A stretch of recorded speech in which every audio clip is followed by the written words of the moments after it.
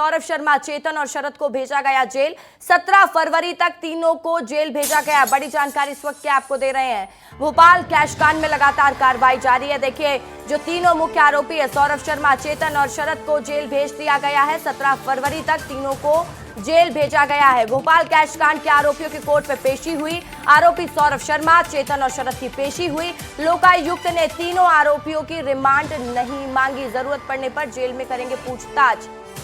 विवेक मेरे सहयोगी वहीं पर मौजूद हैं। विवेक, क्या जानकारी, क्या अपडेट आपके पास?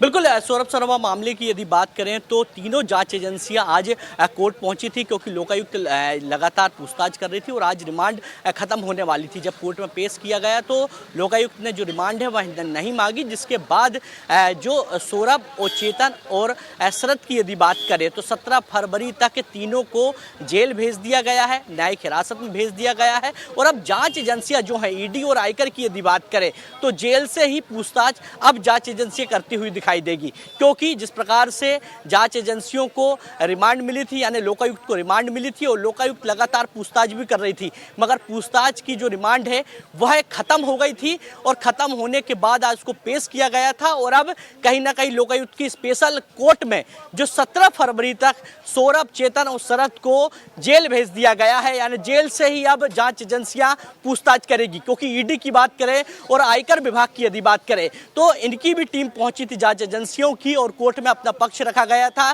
कि ईडी और आयकर विभाग को भी पूछताछ करनी, क्योंकि उनके पास भी ये तमाम मामले हैं। ईडी ने छापेमार कार्रवाई भी की थी, मगर कोर्ट ने साफ कह दिया कि अब जेल भेज दिया जाए 17 फरवरी तक तीनों को, और जेल से ही अब ईडी और आयकर विभाग पूछताछ करती हुई दिखाई देगी। क्योंकि लोकायुक्त की बात करें तो लोकायुक्त भी पूछताछ करेगी, मगर अब जेल में करेगी। क्योंकि इसके पहले बात की जाए लोकायुक्त की तो लोकायुक्त के पास तीनों थे, सौरभ, चेतन, शरद, और उनसे लगातार पूछताछ की जा रही थी, मगर अब जेल से ही पूछताछ करना पड़ेगा तीनों जांच एजेंसियों को। जी ठीक है, तमाम जानकारी के लिए बहुत शुक्रिया आपका।